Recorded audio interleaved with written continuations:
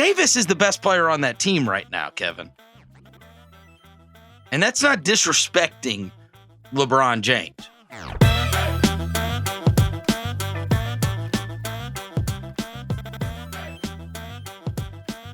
I think one of the things is, that really stands out over the course of the last few games is, because there's some connection between 4 and 5. 4, the Warriors were an absolute mess down the stretch. We chronicled that after the game. We talked about what? This is a team that's won 4 titles, team that's been in a bunch of big spots over and over again. What is going on? Like the shots that they got, Moody standing at the top of the key, looking for somebody to pass to after he misses a dribble handoff, the hammer play getting blown up, all these different things that took place at the end of that game. But we also know that with the game on the line, Steph Curry took a step back against Anthony Davis, and that ball's in the air. And if you wanted people to go place their bets, does this go in or does this not go in? I think you'd be hard-pressed to find many people that would have bet against it, but he missed it. And so then you move on to the next game, right? But one thing they were able to do in that game, and we talked about this a lot, was they were able to pull Davis away from the basket. That is goal number 1 for the Warriors. You cannot allow this guy to either be in the corner and sinking off a guy so he can be the help defender on everything, or just standing in front of the rim as he did in the first couple of games of the series. And to wit, he has had 0 blocks in the last 2 games. And he is spending an inordinate amount of time on the perimeter.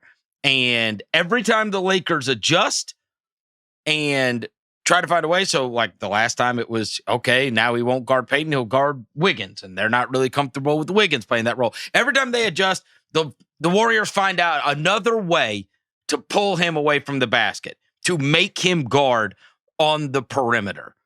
And I am fascinated by this because they don't have any other rim protection. And they are an outstanding transition team. There hasn't been a ton of offense in this series, but that's how the Lakers get their points. Their half-court offense is not very good. But you get that off of stops. And that has changed. Now this has been, in many ways, a slugfest. I mean, the offensive ratings are crap compared to what you would think these teams, this has been a defensive series so far. And that, to me, has been the big thing that has swung the last 2, is just getting Davis away from the goal. The question is that the thing that now is going to decide this or not? What do you think? Well, I mean, I'm curious about, everything you just said. Yeah, I mean, I agree. But one of the things that's on my mind as you were talking there is these swing factors. You're pulling AD away from the basket, and that requires all these adjustments. And then you have the comments by Draymond after that game. If Lonnie Walker beats us, so be it, right? Right. The Warriors are controlling the things that they can control, whether it results in a win or loss. That sometimes that's due to these other guys. And all playoffs long, really since the season, we've been talking about, I've said to you a bunch, the Lakers have a bunch of different guys who can beat you, right? Sometimes it can be D'Lo, sometimes it can be Lonnie Walker, and so on and so forth, right? Do you think that their key guys can be the ones who can beat the Warriors in this game 6? Because LeBron in this series is averaging only 23.6 points per game, 30.6% from 3, not getting to the free throw line a ton, only 4.2 shots from the line per game.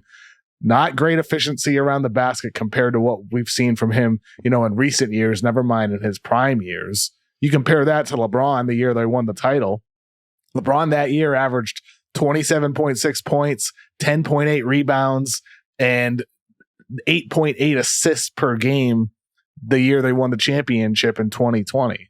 He was more of a dominant force at that point, 37% from 3. Does LeBron still have that in him for a dominant game 6, in your opinion, to be the guy, one of the many guys who can carry his team to victory and get hot on a night? I would be stunned if you see a dominating LeBron James performance. If there is somebody from the Lakers that is going to dominate, it's Davis. Davis can dominate. He can dominate. So you don't think LeBron can right now? No. And is that in part because of his diminished health with the foot injury clearly sapping him of some of the burst we saw when he was at peak condition midseason? And is it part of like the way Andrew Wiggins has defended him? Draymond at times has too. Largely Wiggins in recent games, though.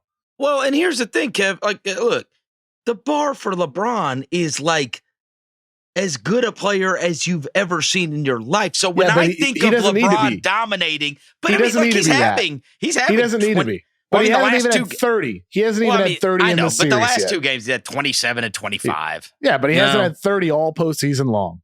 His high is 28. Can he? Do you think you can get 40 out of LeBron on good efficiency, not like taking 30 shots? No. Does LeBron have that in this? No, you don't think he does in this Warriors series? No, because I think it takes him driving a ton. And he's not doing that as much. Yeah. Yeah, like it's a lot of settling with the jumper. That is attacking LeBron is the one that dominates you in that way. And I just don't think, whether it's the foot, whether it's the age, I just don't think you're going to see him driving to the basket to get to that level of, production and efficiency that you're talking about. Davis is the best player on that team right now, Kevin. And that's not disrespecting LeBron James. Right now, Davis is the guy. And when they have been at their best, it's because Anthony Davis is the guy with 30 and 23, in a game. Like, he's got that in him right now. He's still in his prime years. He's not 38. This is not a demerit on LeBron. But I mean, all anybody has to do is go look.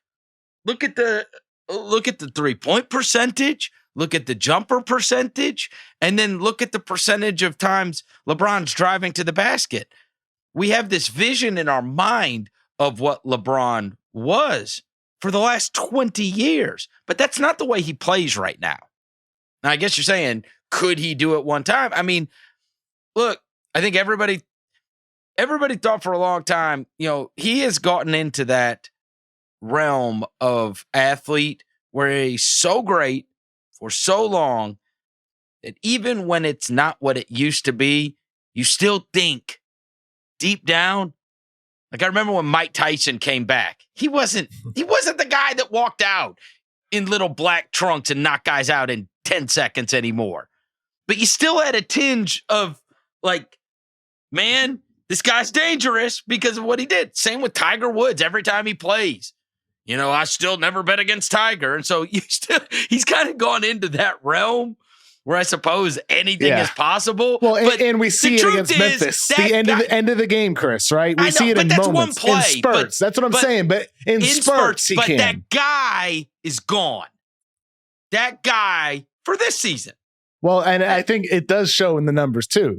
On second spectrum, back in 2017-18 in the playoffs, way back, he drove 17.6 times per game to the basket. 17.6.